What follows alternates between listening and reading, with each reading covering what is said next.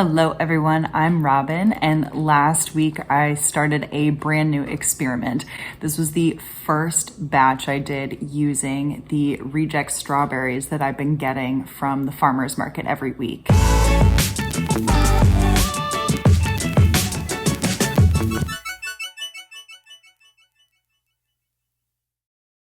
So I took about 4 pounds of the frozen strawberries, thawed those out, and brought them to a boil to get rid of any potential wild microbes, essentially. Because I had frozen the strawberries, that helped with breaking down the cell wall and released a lot of juice, so I didn't have to add in any liquid. I didn't have to add in any water at all.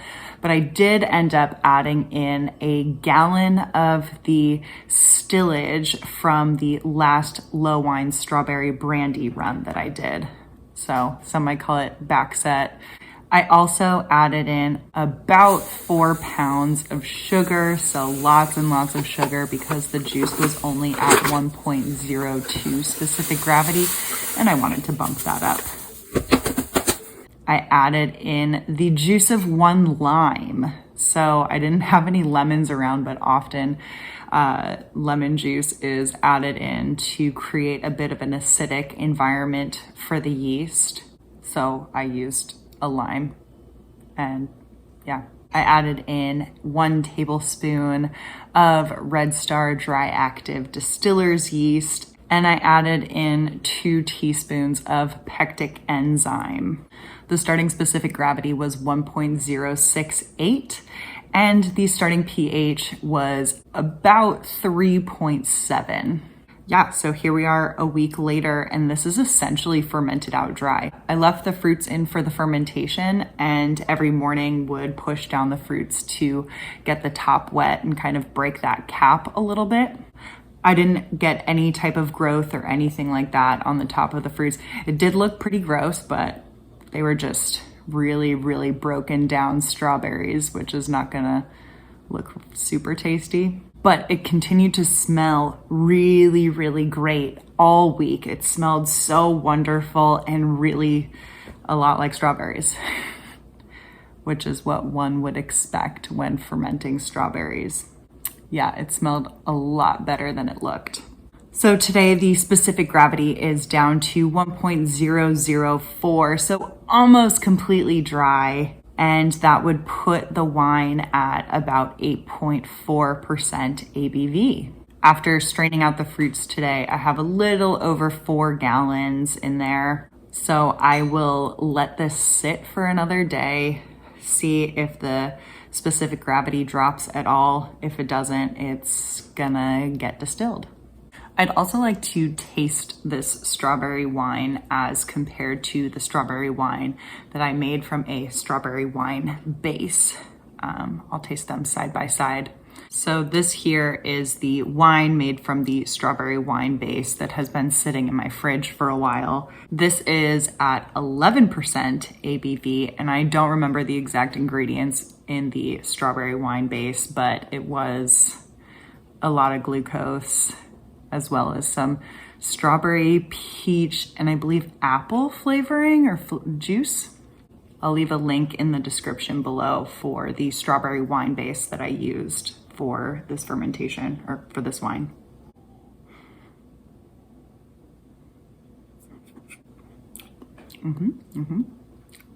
It's fruity and crisp, quite refreshing because I literally just took it out of the fridge. There's strawberry notes. It's a little bit tart as well. Super light and tasty. If we compare it to the current wine that I have fermenting, this is hazy. However, I just re-racked it. So there's definitely gonna be some lees that's creating that haze right there. A very different color. This is much more pink, salmon perhaps. And I'm getting a lot more strawberry notes on the nose.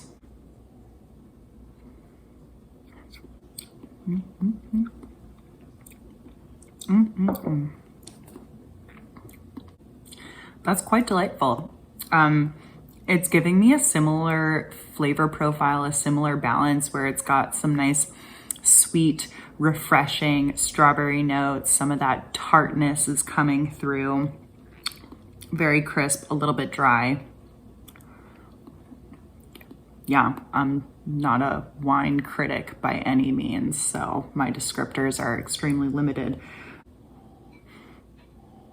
Weirdly, after having a sip of the reject strawberry wine, it brings out more of like a pear note in the strawberry wine from the strawberry wine base. Weirdly enough, this one's sweeter and has more of an apple note coming forward, as well as like a green banana.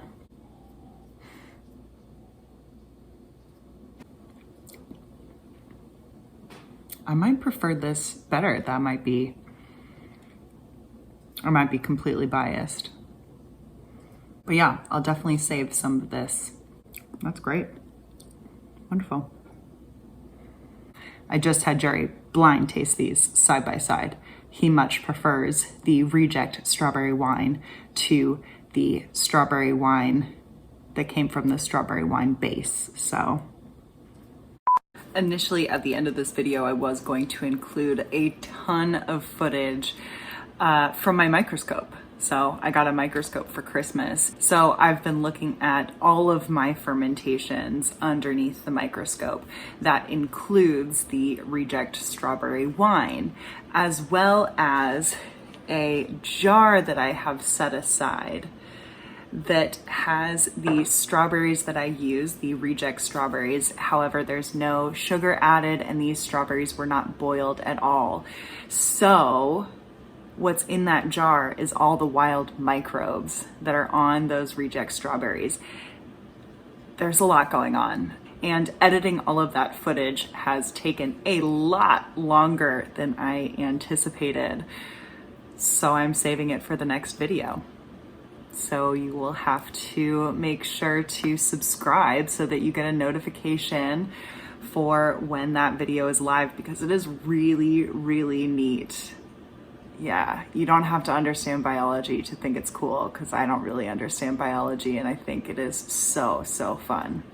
And if you have a strawberry wine recipe that you have used before, or if you've tried strawberry wine before or anything like that, let me know in the comments below. I'd love to hear about it.